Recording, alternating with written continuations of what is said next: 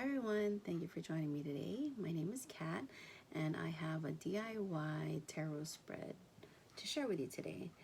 Recently I've been going through my spiritual awakening, my spiritual journey, and in that awakening I have been interested in doing tarot card readings, oracle card readings, angel card readings. So I've been guided to share this video with you all, having this idea um, whispered into my ear, I think. Um, when it comes to the whole tarot card thing, I'm really new to it. So I was very frustrated in the beginning, not frustrated, but more so overwhelmed by like I guess there are certain ways to read the cards, different interpretations, um, how you're supposed to get your tarot card deck, what to look for. Just so much information out there. It was already overwhelming. So when I finally had my deck and I wanted to get into like doing a spread for myself, um, I look in my deck and it was either this is from the Beginner's Guide to Tarot that my son bought me. So this is the spread. This is one of the spreads. So that's 1 through 7. And it's just numbered funky. And I noticed like once you cover the number, like how are you supposed to know what's what? And you had to look between this and the guide. And the Celtic Cross. That's just way too many cards. So what I was doing, what I ended up doing was I was doing the daily one card a day, and then I wanted more than that, than 3 cards. Then I was looking on Pinterest and I saw a bunch of spreads, and I was really intrigued by the spreads, like not only because they weren't overwhelming, they were also aesthetically pleasing. They had really pretty pictures, and I thought to myself, wow, I could do something like that, but I wish I had something tangible, not just, looking at it on the phone. So my dilemma was I would have, in one hand, I would have my guidebook in one hand. Then I'd have my tarot cards in front of me in the spread. And then I'd have my phone in my other hand looking at like, okay, that's number 7. That means this. And like, and then here, what's the meaning to that card? And I was just all over the place, and it was very overwhelming. So I thought to myself, okay, I can make something tangible in my face. So all I have to worry about is what's in front of me and concentrate on one thing. Maybe this thing and the guidebook, because I still don't know the meanings of, I haven't memorized all the meanings of the cards. So I came up with a couple ideas, and I hope this helps someone out. What you want to get is a piece of paper. You can get a regular standard 8 by 11, I think 8 by 11. But for me, I wanted more to be able to fit more cards. I think on an 8 by 11, you can only fit up to maybe 4 cards or something like that. So I chose 12 by 12. Oops. 12 by 12 because I'm a crafter. So I have a lot of these scrapbooking sheets. And if you're interested, I got this one from Hobby Lobby. And I'm a sucker for florals. So it was this book. And they have a 50% off sale usually on, what is this called? The Paper Studio every now and then. So this went from $15 to $7.50 if you're interested in that. So I have a 12 by 12 sheet of paper, and isn't that just so pretty? And then you want to take your tarot cards, and for me, I was guided to use 7 cards, and 7 cards is what you want to do max for this particular idea, because you want to leave a little gap for your guide or your key. So I have my piece of paper, and then you want to number it. For me, I have stickers and whatnot because, like I said, I am a crafter. But you can use a marker, a pen, pencil, whatever it is to mark it, and just number your piece of paper. So for me, I had a Heidi Swapp journaling planner sticker kit. So I use the numbers, the monthly numbers, to label my paper. And then it also came up with this, but you can use index card, you can use, what is it, Post-it notes, anything that you have available, or even just write on the sheet. So for me, like I said, I was guided to do 7 cards. So I labeled my sheet of paper 1 to 7.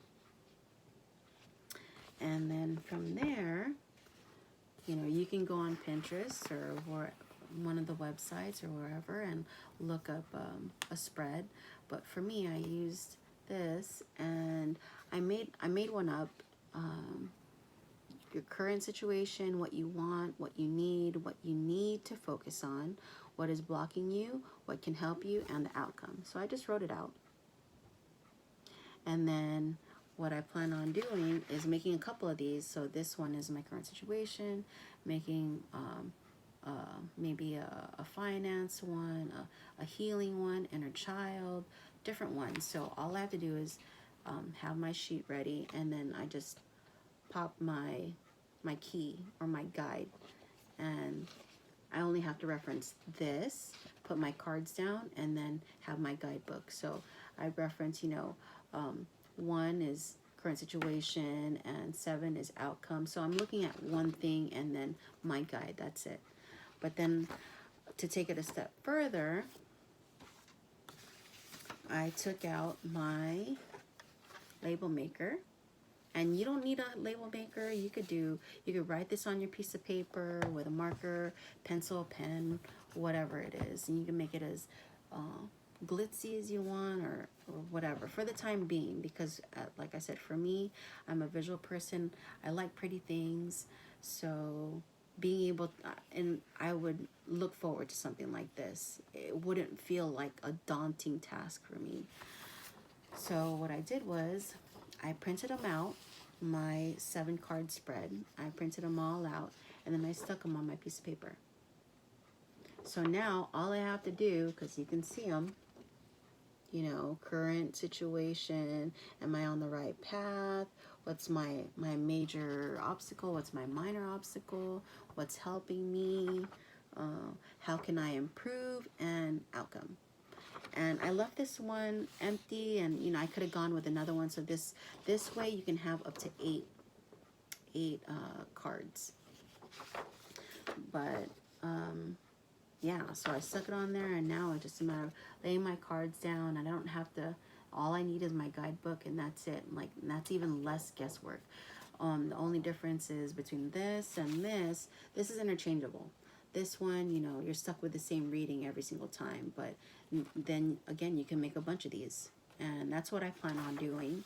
And the next step was I wanted to go a step further, because I do have an 8-month-old, and she's always in everything. And also, if you're emotional like I am, I'm a crier, so I cry during readings and whatnot. And you want to if you want to make this waterproof and also you know, kid friendly, what I did was I wanted to laminate these, and I thought I could laminate them, but I think most standard laminators only do standard sheets of paper. So that's the 8x11. So a 12x12 would not fit in my laminator. So the next idea I had was, if you can't get contact paper, and that's what I'm using right now, you can use what is it, Packer's tape or packing tape, and laminate it that way. The only thing with packing tape, you're gonna have like strips or like lines from putting the packing tape down if they end up overlapping.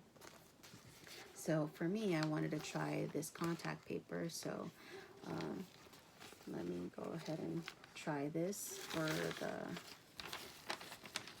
I forgot how many times now I've been doing this.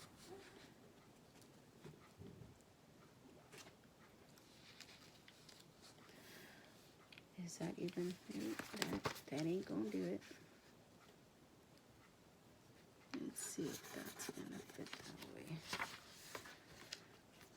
And you're just going to want to line up your sheet of paper in one corner.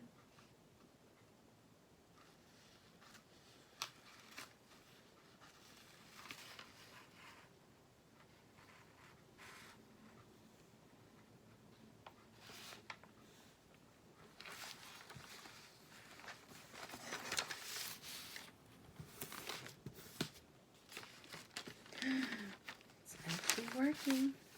It's actually working. Well, this is like